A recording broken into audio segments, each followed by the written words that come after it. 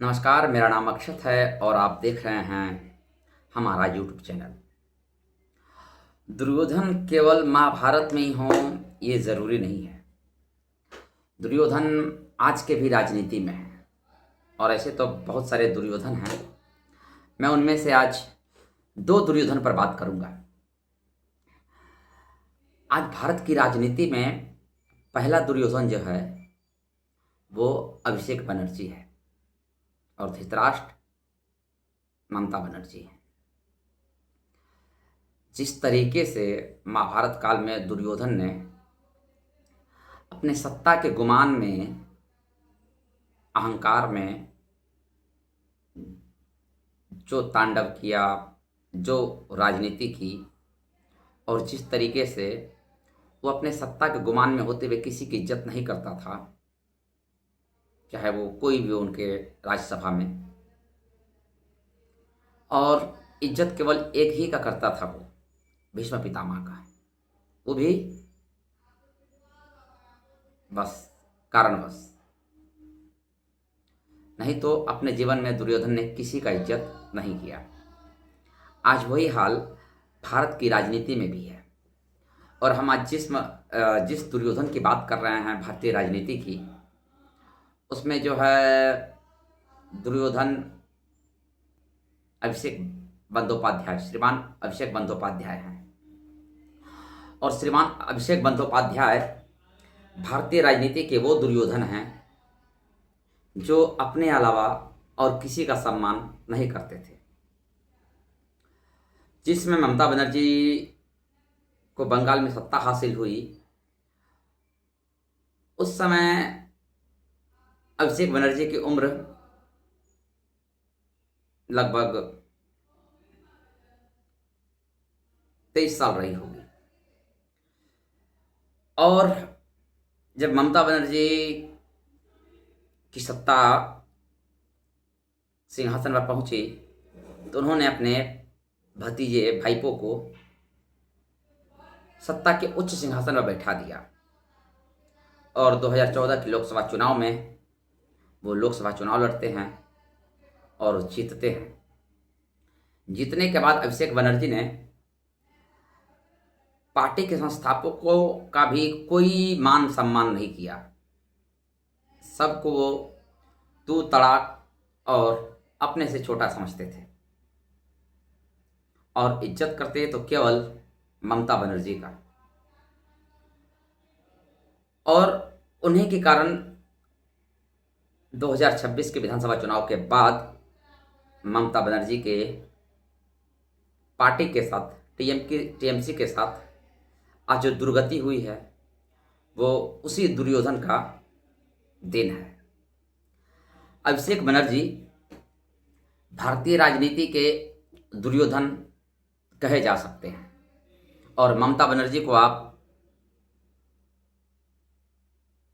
उनके पिता के तौर पे देख सकते हैं।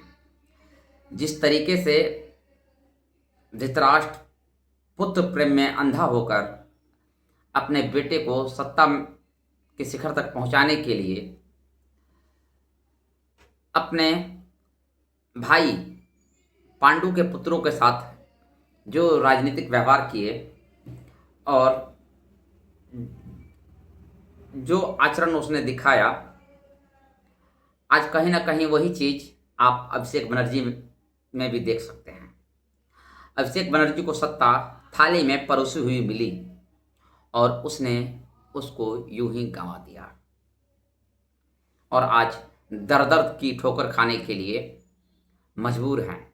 जिस तरीके से महाभारत युद्ध के बाद दुर्योधन की सत्ता चली गई और उसकी मृत्यु भी हुई, अभिषेक बनर्जी की भी ये राजनीतिक मृत्यु ही है और नहीं लगता कि अब टीएमसी कभी लौटकर बंगाल की सत्ता में आएगी।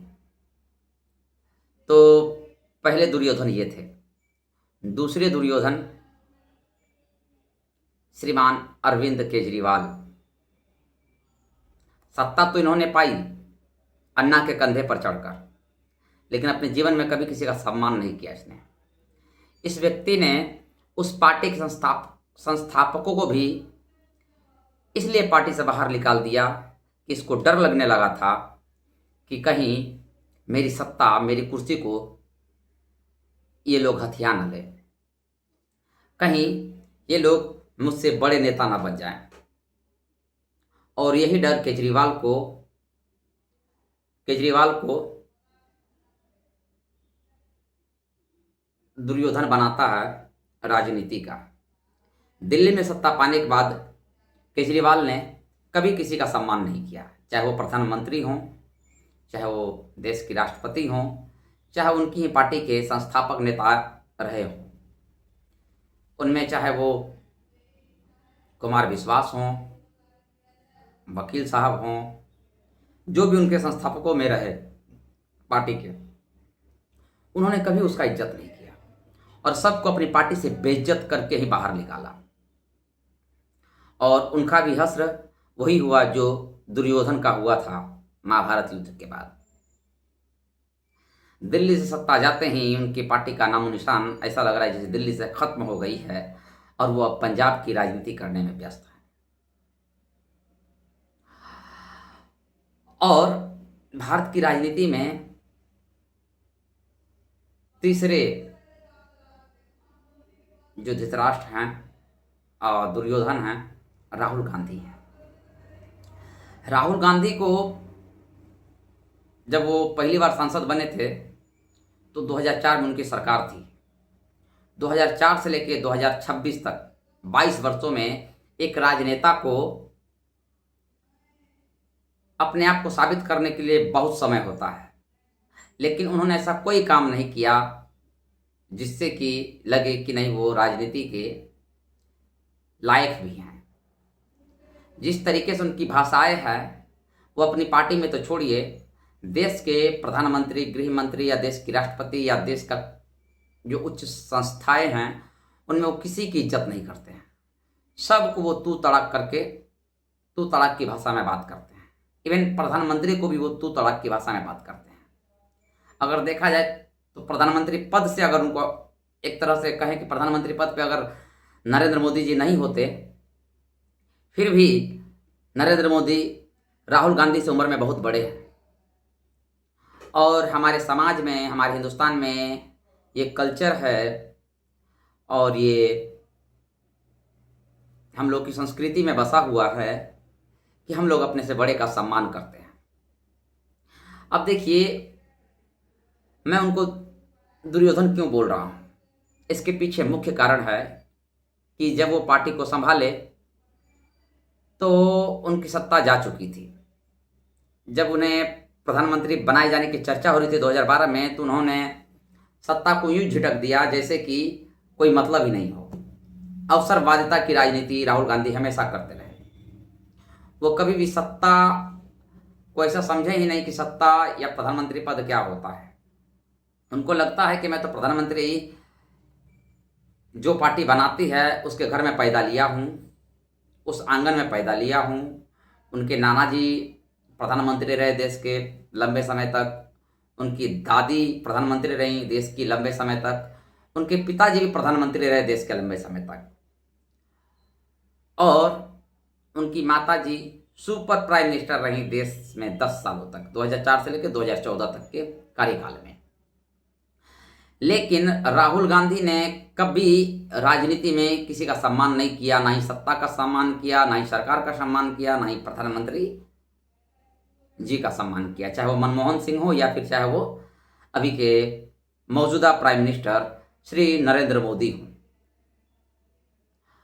राहुल गांधी जी को लगता है कि राजनीति में केवल वही एक ऐसे इंसान पैदा लिए हैं जो कि प्रधानमंत्री बन सकता है।